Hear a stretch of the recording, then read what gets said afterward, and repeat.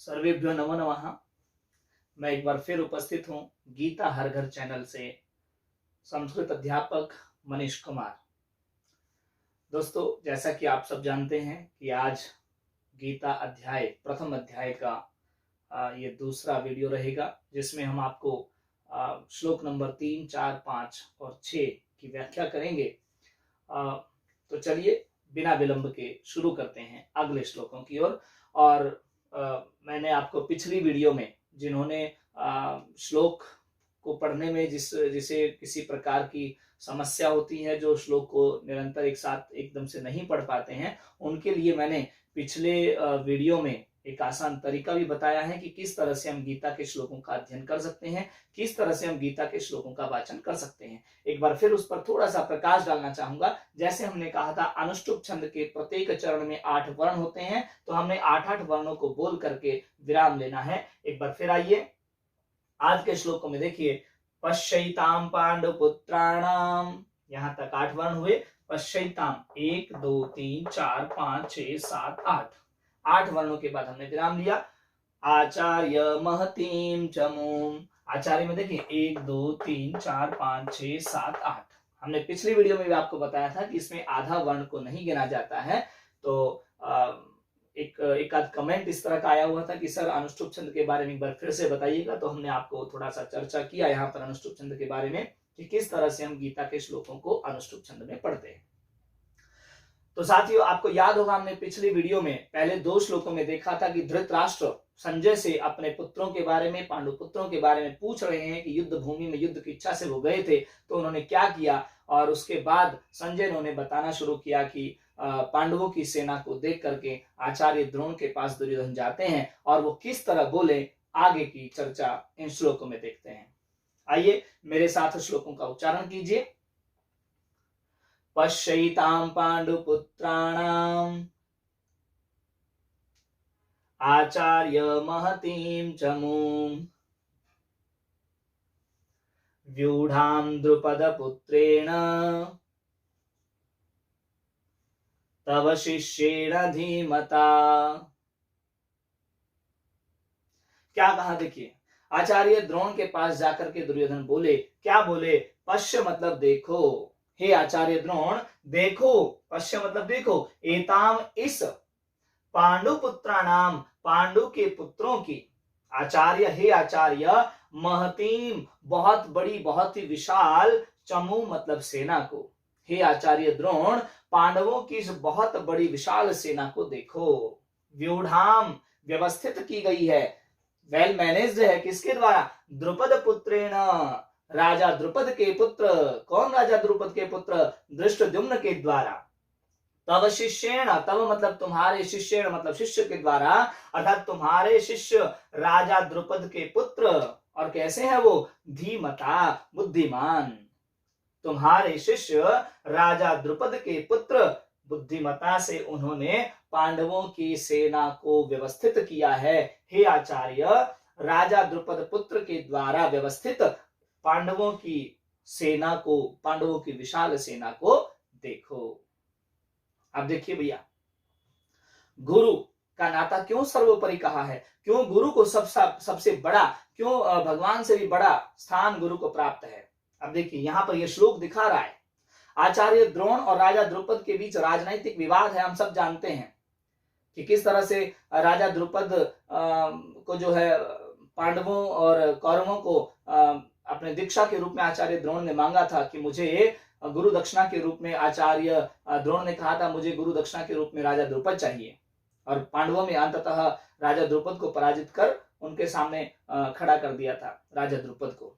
उसी राजा द्रुपद ने अपने अपमान का बदला लेने के लिए, द्रोणाचार्य से प्रतिकार लेने के लिए एक यज्ञ किया और यज्ञ से एक ऐसे पुत्र, एक ऐसी संतान की प्राप्ति की, ऐसे पुत्र की प्राप्ति की जो राजा, जो आचार्य द्रोण को पराजित कर सके, आचार्य द्रोण को मार सके।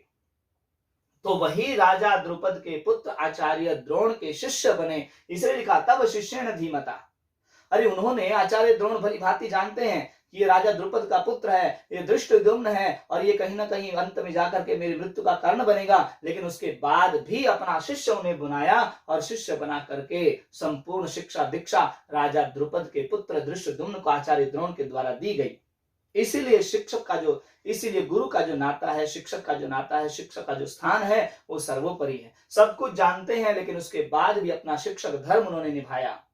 ये गीता का 3रा श्लोक बताता है कि क्यों कहा जाता है गुरु ब्रह्मा गुरु विष्णु गुरु देवो महेश्वरा गुरु साक्षात परम ब्रह्मा तस्मै श्री गुरुवे नमः। इसलिए गुरु को नमस्कार है। तो दुर्योधन ने कह दिया कि हे आचार्य द्रोण, आपके शिष्य अर्थात राजा द्रुपद के पुत्र धृष्टद्युम्न के द्वारा जो पांडवों की सेना को सुसज्जित किया है, पांडवों की सेना को व्यवस्थित किया है, उस सेना को देखिए। अब क्या आगे कह रहे हैं दुर्योधन, अगले श्लोक में आते हैं। अत्र शूरा महेश्वासा भीमार्जुन समायुधि युयुधानो विराटश्च द्रुपदश्च महारथः। अब पांडवों की सेना को कौन कौन से योद्धा, कौन कौन से बड़े बड़े वीर पांडवों की सेना में सामने हैं, उनकी चर्चा कर रहे हैं। दुर्योधन बता रहे हैं अपने गुरु द्रोण को, क्या बता रहे हैं? अत्र शूरा, अत्र मतलब यहाँ, कहां? कुरुक्षेत्र की रणभूमि की बात कर रहा है। शूरा, शूर, पराक्रमी। महा इशु आसाह, 3 शब्द भैया। महा इशु आसाह, महा मतलब बहुत ही विशाल, इशु आसा बड़े बड़े योद्धा। भीम अर्जुन, भीम और अर्जुन के सम मतलब समान, युद्धि मतलब युद्ध में। दुर्योधन कह रहे हैं आचार्य द्रोण, यहां मतलब कुरुक्षेत्र की रणभूमि में भीम और अर्जुन के समान बड़े बड़े योद्धा युद्ध भूमि में उपस्थित हैं। युयुधान, अब उनके नाम बता रहे हैं, कौन कौन कौन बड़े योद्धा, कुछ के नाम गिना रहे हैं भैया। क्या कह रहे हैं? युयुधानो विराटश्च, युयुधान राजा युयुधान है, विराटश्च राजा विराट हैं। राजा विराट कौन? हम सब भली भांति जानते हैं। 13वें वर्ष का जो अज्ञातवास था, राजा विराट के यहां पर पूरा किया था पांडवों ने, अज्ञातवास। तो वही राजा विराट। द्रुपदश्च महारथः, और राजा द्रुपद कौन? जो आचार्य द्रोण के राजनीतिक शत्रु हैं, वो भी कह रहा सामने वाली सेना में हैं, अर्थात पांडवों की तरफ खड़े हैं। फिर से बताया, फिर से सुनिए क्या कहा। हे आचार्य द्रोण, यहाँ इस युद्ध भूमि पर बड़े बड़े योद्धा भीम और अर्जुन के समान, विशाल योद्धा भीम और अर्जुन के समान ताकतवर योद्धा खड़े हैं। राजा युयुधान हैं, राजा विराट हैं, राजा द्रुपद हैं, ये सब महारथी सामने सेना में खड़े हैं। तो इस तरह से दुर्योधन आचार्य द्रोण के सामने विपक्षी सेना का परिचय करा रहे हैं, विपक्षी योद्धाओं से परिचित करा रहे हैं। अच्छा दोस्तों, आज मैं माफी चाहूंगा, थोड़ा सा आवाज में स्ट्रेस और आवाज थोड़ा सा धीमा आप लोगों को लग रहा होगा, क्योंकि आज विद्यालय में स्पोर्ट्स डे था और दिन भर वहाँ मतलब ड्यूटी पर थे। और हालांकि कंपेयरिंग का बहुत ज़्यादा पार्ट मुख्य भूमिका में मैं नहीं था, लेकिन फिर भी दिन भर बच्चों के साथ भागा दौड़ी में रहे, तो इसलिए थोड़ा सा थकान जरूर थी। लेकिन वीडियो बनानी थी तो फिर उसी हौसले के साथ खड़ा होना पड़ा। और थकान इसलिए भी थी क्योंकि जैसे ही मतलब प्रोग्राम समापन की ओर था, तो लास्ट में फादर्स रेस या पेरेंट्स रेस स्कूल ने रखी थी, तो उसमें मैंने भी पार्टिसिपेट कर लिया और जैसे कैसे भी दौड़ा। लेकिन उस रेस ने थोड़ा सा मुझे एहसास कराया कि यार अभी तो हम जवान हैं, क्योंकि उसमें मैंने 2nd पोजीशन ली और सिल्वर मेडल हासिल किया, स्कूल की तरफ से प्राइज मिला। और दूसरा बच्चा तो ऑलरेडी पार्टिसिपेट कर ही रहा था, ये उधर खड़ा खड़ा मुझे कह रहा है कि पापा हमने भी मेडल लिया, हमारी भी चर्चा कर दो। तो बच्चे ने भी 2-3 रेस में पार्टिसिपेट किया था, उसको भी सिल्वर मेडल मिला। और उधर खड़ी उसकी मम्मी भी मुझे आंखों ही आंखों में इशारा कर रही है कि हम भी थे पेरेंट्स रेस में, तो हमारा नाम नहीं ले रहे हो। तो उसकी मम्मी ने भी आज रेस में गोल्ड मेडल लिया है। तो दोस्तों आज थोड़ी सी ये थकान या थोड़ी आवाज जो है इतना प्रॉपर नहीं जा पा रही होगी, इसलिए उसके लिए क्षमा चाहूंगा। लेकिन हाँ, उस रेस से इतना जरूर कि अभी हम जवान हैं। उसके बाद दुर्योधन क्या कहते हैं, चलिए देखते हैं अगले श्लोक में।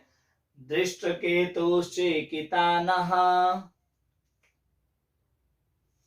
काशीराजश्च वीर्यवान् पुरोजित कुंती भोजश्च शैब्यश्च नरपुंगवः। दुर्योधन ने क्या कहा आचार्य द्रोण से? 5वें श्लोक में देखिए क्या कह रहे हैं। दृष्ट मतलब अपने सामने विरोधी दल में जो जो बड़े बड़े योद्धा हैं उनके नाम गिनवा रहे हैं, बता रहे हैं कि किन किन से सावधान रहने की जरूरत है।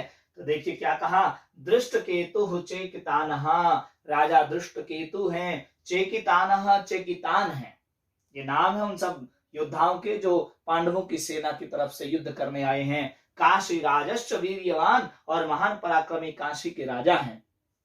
फिर कहा पुरुजित कुंती भोजश्च, पुरुजित हैं राजा पुरुजित और राजा कुंती भोज हैं। शैब्यश्च नरपुंगवः, और नरपुंगव मतलब मनुष्यों में श्रेष्ठ, पुरुष जाति मनुष्य जाति में श्रेष्ठ शैब्य हैं, राजा शैब्य भी उनकी सेना में खड़े हैं। हे आचार्य द्रोण, ये बड़े बड़े योद्धा जो 5वें श्लोक में आचार्य द्रोण के सामने दुर्योधन ने रखा, कौन कौन से बड़े योद्धा पांडवों की तरफ और भी हैं। पिछले 2-3 श्लोकों में हमने देखा कि किस तरह से बड़े बड़े नाम उन्होंने वहां पर गिनवाए। उसके बाद अगले श्लोक में 6ठे श्लोक में फिर से उन महान योद्धाओं के नाम दे रहे हैं। क्या कहा, युधामन्युश्च विक्रांतः। मेरे साथ में उच्चारण जरूर करते रहिएगा क्योंकि आपको गीता पढ़ना फिर आसान लगेगा। इसलिए मैं एक लाइन बोल करके अर्थात एक चरण बोल करके उसके बाद मैं रुक जाता हूं। मेरे रुकने का कारण यही है कि आप भी उसे रिपीट करें। फिर से आ रहे हैं 6ठे श्लोक में, युधामन्युश्च विक्रांतः उत्तमौजाश्च वीर्यवान सौभद्रो द्रौपदेयाश्च सर्व एव महारथः।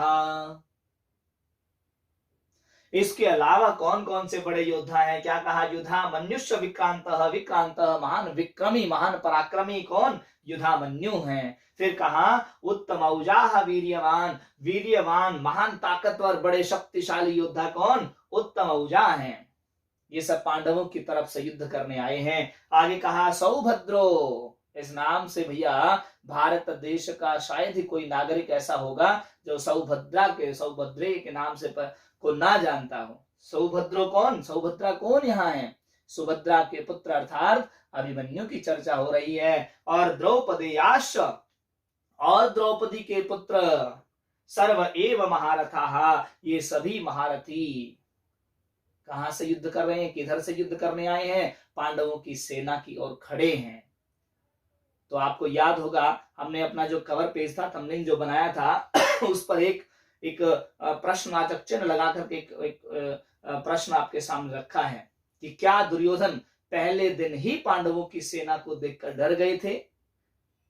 तो इस तरह जो दुर्योधन पांडवों की सेना के बड़े बड़े योद्धाओं के नाम से आचार्य द्रोण को सावधान कर रहे हैं, तो कहीं ना कहीं ये दुर्योधन की जो चिंता है वो उनके डर को भी यहाँ प्रतीत कर रही है।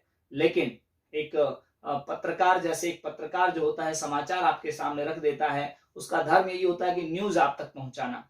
अब वो जो भी उसके अंदर जो उचित है अनुचित है वो तो एक दर्शक के ऊपर छोड़ देता है। तो मैं भी आपके सामने इसी तरह से गीता के इन 4 श्लोकों में जो हमने पढ़ा कि दुर्योधन ने किस तरह से पांडवों की सेना का वर्णन, पांडवों की सेना के बड़े बड़े योद्धाओं के नाम आचार्य द्रोण के सामने रखे।